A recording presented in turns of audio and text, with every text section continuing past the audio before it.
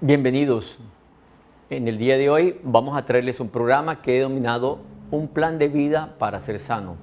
Un plan de vida para ser sano es un programa que he diseñado para el crecimiento físico, mental y espiritual. Está basado en diferentes sets. Esta primera parte la he denominado el encargo de un padre a su hijo. Y podemos, desde el punto de vista de las Sagradas Escrituras, ir a 2 de Timoteo 3:10 al 11, donde dice: tú, en cambio, has seguido paso a paso mis enseñanzas, mi manera de vivir, mi propósito, mi fe, mi paciencia, mi amor, mi constancia, mis persecuciones y mis sufrimientos. Estás enterado de lo que sufrí en Antioquía, Iconio y Listra, y de las persecuciones que soporté, y de todas ellas me libró el Señor.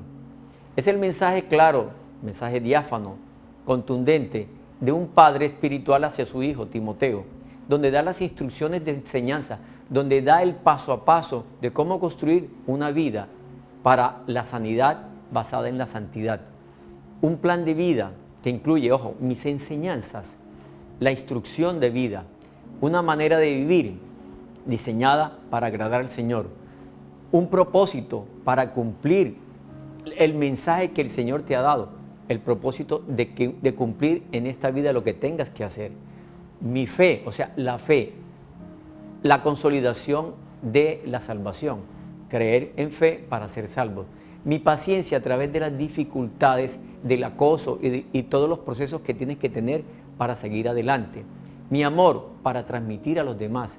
Mi constancia para poder perseverar en el trabajo o en el ambiente donde estés. Mis persecuciones para poder salir bien librado de ellas y poder seguir adelante. Y mis sufrimientos, porque igualmente es una estrategia para crecer espiritualmente. Ese plan de vida que Pablo le entregó a Timoteo era precisamente para el crecimiento espiritual, para esa fortaleza. Y ese plan de vida también se los encargo, hijos, porque ese plan de vida igualmente tiene como propósito que llegues, como dice Job, llegarás anciano, pero vigoroso. Por eso es importante tener en cuenta que tu alimento sea tu medicina y que tu medicina sea tu alimento, que tu entorno sea tu animador, que tu trabajo te dé buen sustento y que el Señor sea tu guía y tu salvación.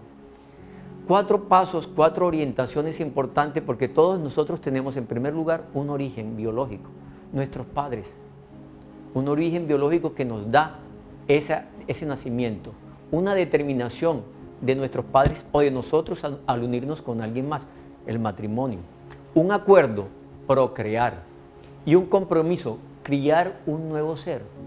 Criar un nuevo ser es importante, y eso queda a la gestación, que es la primera etapa de la vida.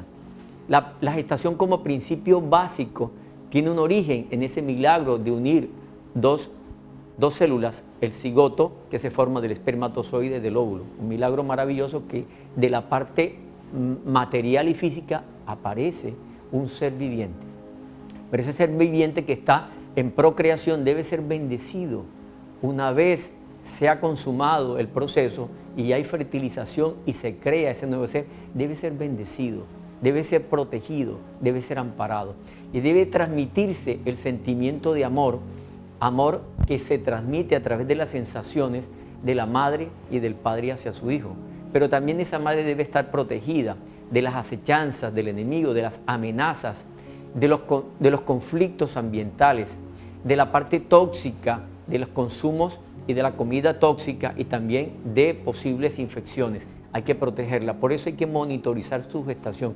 La gestación debe monitorizarse desde el primer mes y secuencialmente cada mes o cada 2 meses debe irse a los programas para evaluar cómo va el crecimiento y el desarrollo del niño. El niño recibe el impacto de las emociones a través de la placenta, a través de señales transplacentarias de los sistemas llamados esteroideos, y si la madre vive un conflicto, el hijo lo va a recibir. De hecho, algunos elementos tóxicos también que recibe la madre son transmitidos como disruptores hacia el niño y puede generar conflictos desde el punto de vista del sistema inmune o mutaciones. Igualmente, mutaciones se presentan y hay evidencia en madres embarazadas que han sido desamparadas o separadas o con grandes amenazas, van a tener como consecuencia mutaciones y alteraciones en la conducta del futuro ser. Eso es un punto importante. cubre la madre, cubre la futura madre de su hijo y llévala a sus controles, monitoriza su alimentación para que esos disruptores no vayan a dañar el futuro ser. Pero bueno, nace el niño y viene el arte de criarlo y de llevarlo a buen cubil, a buen destino. Y eso se llama puericultura, es el arte de la buena crianza. El arte de tener a ese hijo en los brazos, que sea la madre, que lo lacte por lo menos 9 meses para que le transmita amor, le transmita seguridad, le transmita defensas y una adecuada alimentación. Y un lactante en esos momentos, antes del primer año y en los primeros años, no debe dormir menos de 10 horas. Debe tener suficiente sueño para que pueda protagonizar un buen estado cerebral. La parte neurológica crece sobre todo cuando se duerme. Por eso es fundamental el sueño y sobre todo el sueño sin sonidos, que no haya estímulos. Pero igualmente desde pequeño el infante menor, que va usualmente en los primeros 4 años, debe tener ya cobertura espiritual, debe tener una protección adecuada, porque es importante que la madre o el padre sea quien los críe, sea quien los cargue, salvo excepciones familiares muy cercanos, porque no está bien que otras personas estén tocándolos o que mientras no tengan esa protección espiritual puedan cometer errores. ¿Quién se acerca a ellos? ¿Qué ven los niños en los primeros años de vida? ¿Qué oyen? ¿Cómo se visten? ¿Con qué juegan? Eso es importante, porque de allí también irá a él a formar su futura personalidad, porque esos son los años que llevan de la inocencia al conocimiento del bien y el mal. Es importante esa identidad paterna en los primeros 4 años, porque ahí es donde el niño se identifica con el padre y la niña con la madre. Es importante tener en cuenta que no se deben exponer a disruptores endocrinos, que son pinturas, sustancias tóxicas ambientales, colorantes, alimentos tóxicos, que pueden alterar su sistema nervioso, su sistema endocrino y su sistema inmunológico. El consumo de plásticos, el consumo igualmente de la exposición ante juguetes tóxicos, la aplicación de cremas, la ingesta de sustancias que pueden llevar, que son plastificantes preparados con los alimentos, les puede llevar a daños en el sistema glandular. El uso de talco, sobre todo los que contienen triclosan, pueden dañar el sistema glandular. Y eso es importante tenerlo en cuenta porque hay una serie de sustancias tóxicas que incluso están en nuestro entorno, tanto radioactivas como lo que ellos tocan. Las paredes usualmente tienen sustancias epóxicas que pueden también producir daños y los niños se llevan a la boca muchas veces o tocan las paredes. El medio en que vivimos no es el más ideal, seguramente es el más seguro desde el punto de vista del medio ambiente y de la agresión contra las demás personas, pero desde el punto de vista de la relación interpersonal con el medio ambiente no es adecuado porque es un medio estéril. Hay que generar más ambientes llenos de plantas, llenos de árboles. Es importante también tener en cuenta que en estos infantes hay que protegerles su espiritualidad, porque ahí empiezan a mostrar sus primeros talentos, para que ellos posteriormente se conviertan en dones, para que sean frutos de un proceso asistido por los padres. Luego viene la infancia mayor, que va usualmente entre los 5 y los 12 años, cuando empieza ya la pubertad. En ese momento el niño es una esponja para aprender y para absorber.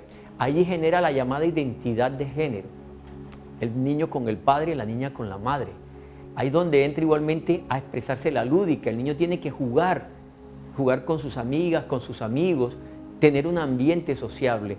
Y igualmente el niño y la niña tienen que empezar a identificarse con las labores paternas. Lo que hace el padre, el niño debe acompañarlo. Lo que hace la madre, la niña debe acompañarse. Igualmente empiezan también los albores de la sexualidad. La llamada menarquia empieza desde tempranamente, o adrenarquia. Ahí empieza el proceso de identificación y los niños van a sentir estímulos. Es importante que se les enseñe cuál es la diferencia entre el uno y el otro, porque ahí empiezan ellos a formar el llamado también carácter, su personalidad. Una vez identificados con el padre o con la madre, van a gestar su personalidad férrea y segura. Y ahí empiezan a tomarse las decisiones porque ellos van a preguntar por los por qué esto y por qué lo otro. Sea tú, padre o madre, quienes deben orientarlos qué es lo bueno y qué es lo malo. Pero también es fundamental el ambiente familiar en que ellos discurren, qué comparten, qué dices, qué oyen de los padres, de los tíos, de los amigos que llegan a la casa. Eso es importante. Y también la exposición, cómo se lleva la información de lo que están viendo. Los medios televisivos y algunas algunos otros medios donde hay películas y hay algunos programas que atentan contra la identidad y que atentan contra la espiritualidad, porque la gran mayoría de estos medios tienen mensajes subliminales demoníacos o diabólicos, o tienen identidades perversas de desviaciones. Es importante eso, porque nuestro ambiente también escolar, a donde van ellos, debe tener unos principios educativos con principios de temor a Dios. Por eso es importante saber, padre y madre, quién educa a tu hijo, cómo lo educa y qué educa. ¿Qué es el principio del conocimiento del bien y del mal, pero protegidos? Importante también en esta fase la nutrición del niño. ¿Qué es lo que está comiendo? ¿Cómo come? Las futuras adicciones alimentarias, porque en este momento los alimentos, la gran mayoría de los alimentos sintéticos, esos que venden en las tiendas y los supermercados, tienen aditivos y tienen sustancias inductivas hacia adicciones de los sabores. Las mezclas de nuevas moléculas llamadas lipoazúcares e híbridos moleculares que no los reconoce el cuerpo, ellos van a generar alergias desde temprana edad. Mantienen alergias, mantienen rinitis, mantienen diarreas, mantienen dolores de cabeza, es porque están haciendo reacción a algo extraño que ha entrado al cuerpo. Si el niño sufre de eso, el problema no es hacerle la medicina sintomática, sino identificar de dónde le está generando la alergia, de dónde está generando la diarrea, el dolor de cabeza o la inestabilidad para el sueño. ¿Por qué? Porque esas sustancias extrañas al organismo le van a alterar la neurotransmisión, el sistema inmune y la biota intestinal, la microbiota. Eso es un punto importante. Hay que darle alimentos cuanto más naturales mejor al niño de infancia mayor. El niño de infancia mayor también empieza a consolidar su fe a través de los pasos de fe que lo llevan a identificar esos talentos y esos dones espirituales. Igualmente es importante desde esa edad identificar su evaluación física y mental. Es importante tener en cuenta, porque allí, desde el punto de vista de la atención, de la puericultura y los pediatras hablan de los límites premórbidos. El niño que empieza o la niña que empieza a tener aumento de la obesidad abdominal, que empieza a ser sedentario, que genera mutismo, o sea, aislamiento, o que tiene hiperactividad que genera problemas de atención, o que activa procesos de agresividad, o que son hipersensibles, o que buscan adicciones no solamente alimentarias, sino a través de medios audiovisuales, o que generan actividad, medios adictivos, por ejemplo, filiales no humanos, por ejemplo, hacia la naturaleza o hacia los animales, que usualmente muchas veces desvían el verdadero amor hacia el prójimo. Esos límites premórbidos hay que identificarlos. Esos límites premórbidos hay que tenerlos dentro de la historia clínica, porque igualmente, tanto en la parte alimentaria como en la parte ambiental, el cerebro absorbe y el cerebro también piensa de acuerdo a lo que comes. Los ácidos grasos que tú consumes se impregnan en el cerebro y generalmente producen adicción. Si comes demasiada grasa, esa grasa se va a perpetuar en tu cuerpo, ¿verdad? Entonces genera un fenómeno de dificultad para bajar de peso. O sea, esa grasa usualmente anómala no va a poder ser quemada tan fácilmente. Entonces, aquí de esa adultez mayor pasamos a la adolescencia, que cruza por la pubertad, en donde ya el puber o adolescente entre los 12 y los 18 años ya tiene una personalidad. Que esa personalidad puede ser solidaria, puede ser influyente, puede ser apacible, pero también puede ser indiferente y puede ser retraída. Entonces hay que identificar el tipo de personalidad que generalmente tiene sus virtudes y sus cualidades. De tal manera que es importante identificar esos defectos. La espiritualidad ya consolidada a esa edad ya implica pasos de fe, ya lidera procesos desde el punto de vista espiritual, ya lidera procesos desde el punto de vista social, ya lidera procesos desde el punto de vista cultural. Pero si es en la parte espiritual, ya él puede tomar las decisiones de irse a bautizar, puede recibir y evidencia sus dones espirituales, entonces puede ir a liderar esos procesos. Pero igualmente el joven adolescente es importante identificarle sus afinidades, porque de allí el análisis de afinidades y de capacidades es cuando se evalúa qué va a hacer él cuando vaya a ser adulto. Si es proclive hacia las ciencias, hacia las artes, hacia las humanidades, hacia el deporte, de tal manera que esas afinidades lo pueden llevar a ser un buen técnico, un tecnólogo o un buen profesional capacitado para servir a la humanidad, pero también servir al prójimo. Pero igualmente a esa edad, en la adolescencia, debe haber una introspección de él mismo, o sea, La introspección es la capacidad de que el joven identifique de qué es capaz, de qué está dotado. Esa evaluación hay que hacerla desde el punto de vista del análisis del adolescente. Pero es importante para el adolescente evaluar los niveles de riesgo. Los niveles de riesgo están desde el punto de vista físico y mental, y desde el punto de vista espiritual. Y desde el punto de vista físico, está la parte de la somatometría. Y desde el punto de vista mental está la llamada estabilidad emocional. Y la somatometría habla de cómo está conformado su cuerpo. Y el análisis clínico, que es importante para el médico del adolescente, tiene que hacerlo. Y desde el punto de vista de su comportamiento implica también que tenga una evaluación de su personalidad. Cómo están sus emociones, qué tan seguro es, cómo interactúa socialmente. Está su salud en riesgo. Y desde el punto de vista clínico, en la parte conductual hay tablas que evalúan el nivel de riesgo a través de las llamadas escalas de psicoevaluación, como los test de Hamilton para ansiedad y depresión, que pueden llevar a determinar si el chico está tendiente hacia una fase depresiva o hacia una fase ansiosa. Pero en este momento el adolescente ya tiene el género consolidado. Es hombre porque biológicamente Dios lo dotó para que fuese hombre o se es mujer. No hay intermedios. Los cromosomas son hombre o mujer, no hay intermedios.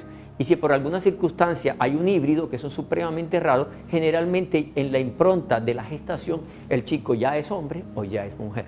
Entonces ese género consolidado va a pasar del amor ágape de Dios y del filial hacia el amor eros. Es importante el acompañamiento de los padres en esa orientación del amor eros. Y en la salud clínica, en la parte donde la medicina del adolescente entra, es la evaluación también de los límites premórbidos que ahorita acabé de hablar. En la medicina del adolescente es importante conocer las curvas de crecimiento y desarrollo, las curvas somatométricas, si tiene demasiada obesidad abdominal o si los perímetros están deficientes.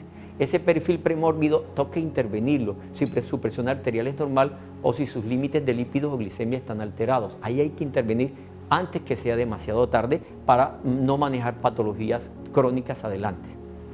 Es importante también las intervenciones tempranas de los padres, de los consejeros y del médico en esta edad, porque estamos trabajando el llamado triángulo epidemiológico del huésped, ¿verdad?, con el ambiente y el agente.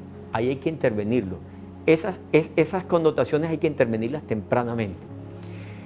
Igualmente, para terminar en este componente de la adolescencia, hay que identificar los dones espirituales que ya se tengan. Identifícalos en el adolescente, porque ya para ese momento nueva criatura debe ser.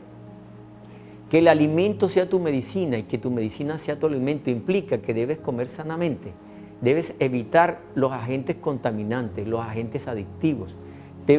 Todo joven debe tener un plan, no solamente de alimentación, sino un plan de actividad física, porque el humano está diseñado para mantenerse mínimo 3 horas en actividad física, mínimo. O sea, no es una sola hora. Un adolescente debe dar entre 10 y 15,000 pasos al día. Debe tener actividad física permanente, debe tener una evaluación somatométrica absolutamente clara. Debe orientarse a un análisis de riesgo a futuro. Debe evitar comida tóxica. Esta es la edad donde generalmente comen comidas rápidas y comida plástica. Esas comidas también tienen lo que yo llamo la cantidad de sustancias que tienen es una mezcla exorbitante de colores y sabores. Es la llamada química exuberante del alimento, en donde en un plato hay alrededor de 30 productos químicos. Llámese como se llame, en una de estas comidas orientales o nuestras pizzas, usualmente hay entre 30 y 50 sustancias que le echan.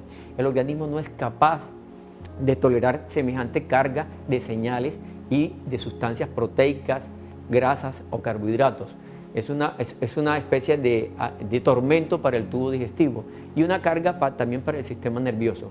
El adolescente debe dormir mínimo 8 horas, mínimo 3 horas de actividad, mínimo 10,000 pasos. Es importante para su aseguramiento físico y mental. Tener sus momentos de reflexión, tener sus momentos de encuentro con Dios, tener la asesoría fundamental para crecer. De tal manera que con estas reflexiones, en esta primera parte, es importante tener en cuenta que desde la gestación tenemos que orientar el futuro ser. Criarlo con el acompañamiento debido de padre y madre, tener la asesoría del punto de vista de salud, tener un ambiente y un entorno saludable, identificar los factores de riesgo, porque también tú con la inteligencia puedes orientarlos, pero también tienes que pensar con el corazón, porque lo revelado por el Espíritu Santo es lo mejor. De tal manera que tienes que evitar tener una generación emocional y mediática espontánea, sin principios cristianos. Eso es, si no lo tienes se perderá, porque un mundo sin Dios se pierde.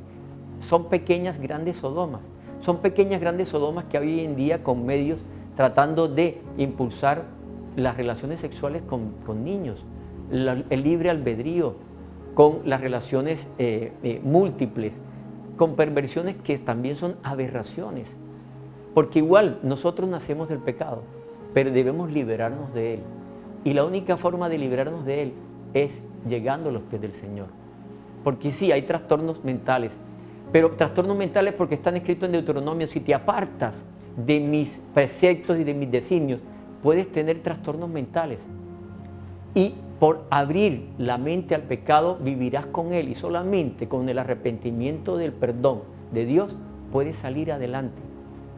Debemos esforzarnos, mi amigo, mi hermano, mi hermana, a tener una generación sana hacia la santidad. Tú que estás oyendo en esta parte, quiero tener este epílogo en 2 de Timoteo 3, 14 y 15. 2 de Timoteo iniciamos con 3, 10 al 11, pero esto es importante porque Pablo le entregó a Timoteo el encargo de que fuese el hijo espiritual que todos debemos ser. Dice así: pero tú permanece firme en lo que has aprendido y de lo cual estás convencido, pues sabes de quién lo aprendiste. Desde tu niñez conoces las Sagradas Escrituras, que pueden dar la sabiduría necesaria para la salvación mediante la fe en Cristo Jesús. Ese epílogo es la conclusión de los 9 pasos que arrancan con la enseñanza de vida, que arrancan con el proceso de una vida sana hacia santidad, en donde no es lo que diga una mayoría que puede estar desviada, es donde la historia dice a través de la palabra que hay un pan y hay un camino, que es Jesús, Él, el que nos dio la vida para seguir adelante. E igualmente es importante que desde ahora empieces a planear ya tu vida con tus futuras generaciones. Tus futuras generaciones que deben entregarse a Dios antes que sea demasiado tarde. Porque aun cuando en Job lo dijo, si cumples mis mandamientos podrás llegar a ser un anciano, pero vigoroso. Y antes que sea demasiado tarde, hay que evitar enfermedades tempranas. Yo veo enfermedades tempraneras, desde la adolescencia mayor, ya entrando en la adultez, que yo empiezo a ver adultos, veo cómo no se previnieron esas circunstancias. No se pudieron contener a tiempo porque precisamente no hubo un plan de vida, no hubo un encargo del padre al hijo, no hubo una manifestación de protección. Se dejó al hijo o a la hija al libre albedrío, lo criaron los extraños. Su tutor fue la televisión, su tutor fue la tablet. Se crearon sus propios estereotipos y fue invadido de fenómenos o epifenómenos extraños que no son comunes al género humano, delegado por Dios bajo su voluntad. En Hebreos 10:5 ratifica lo que dijo Jesús y dice así: por eso, al entrar en el mundo, Cristo dijo: a ti no te complacen sacrificios ni ofrendas.